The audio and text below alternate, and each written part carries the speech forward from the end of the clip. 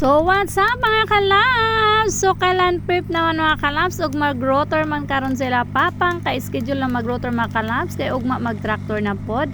So ayan, nag-umpisa na si papang mag-rotor. Sayo pa kay sa buntag mga kalabs para dako-dako ang agi. So kami pod mga kalabs ang among gibuhat kay maghatod pod mi og baon kay para dili mi magutman o kami gyud para di magutman among papang og si Kuya Jimil nga nag-rotor ditong dapita.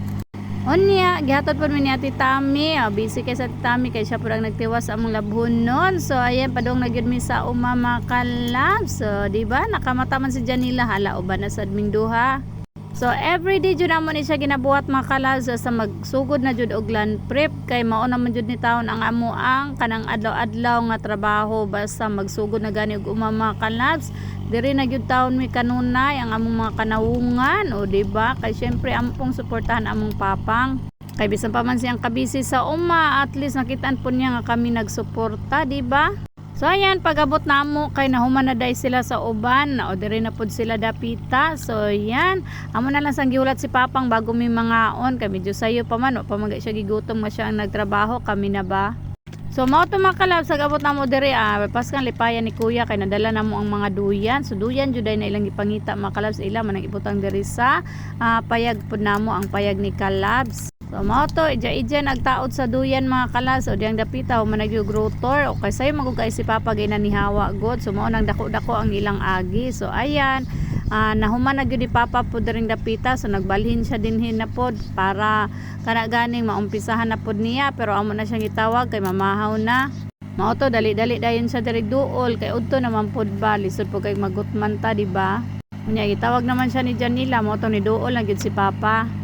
So actually puli-puli na sila ni kuya mga kalabs o kana ganing rotor kay para di po kaayo hago diba.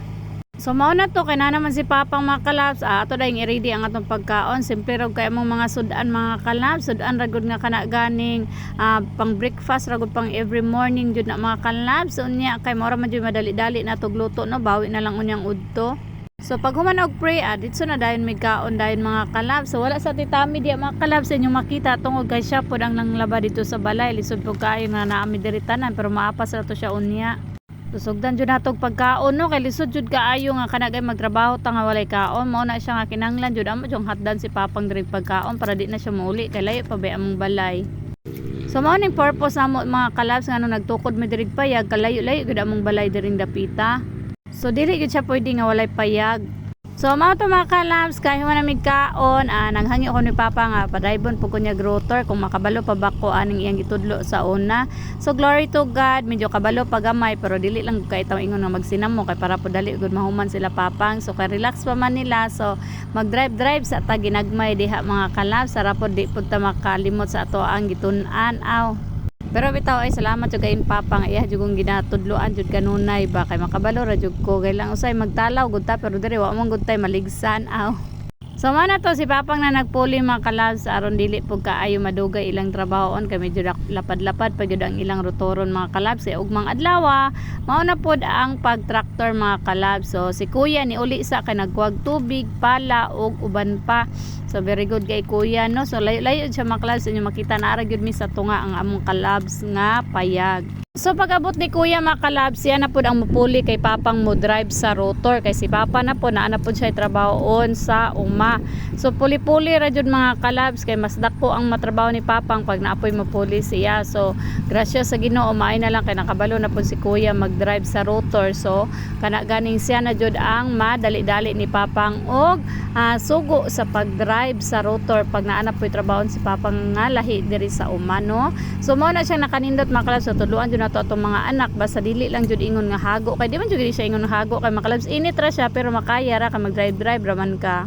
So mao to giumpisa na po ni kuya actually dako na gud lapad na po ning naagi ni kuya gikan ganinang buntag kay sayo pa jud ni siya namo gipaadto pud diri kay gipaapas po namo sayo kay papa para dako-dako pud ilang matrabaho. So yan, daring napita mga kalabs, pa ni ilang humanunon unya. So medyo lapad-lapad pa no, pero kaya ra kay na nilang duha. So yan, si kuya na jud ang nag-drive anang rotor mga kalabs. So gracias sa Ginoo, salamat jud kay sa talento po ni kuya no, makatabang na siya kay papang. So yan mga kalabs, while si kuya nag-drive, si papang pod kay mao pod ang pala diri sa uma mga kalabs kay iya pong ginatarong mga kanaganing angay nga tarongon diri sa uma. So yan mga kalabs, simpleng kinabuhi namong mag-uuma. Unya among janila na apod didto sa duyan, nagduyan-duyan o basta safety ra nga among dalon ng mga anak amo ra jud nang dalon mga kalabs. So that's it for today's video mga kalabs. Thank you for watching. Happy farming.